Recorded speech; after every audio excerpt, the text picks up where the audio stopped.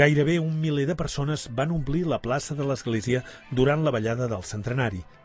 Els petits dansaires dels grups infantils van ser els encarregats d'obrir l'espectacle amb les danses més tradicionals. Després, els joves del cos de dansa actuals i els exdansaires van demostrar el seu art dalt l'escenari amb coreografies que esdevenien espectaculars amb una posada en escena impecable.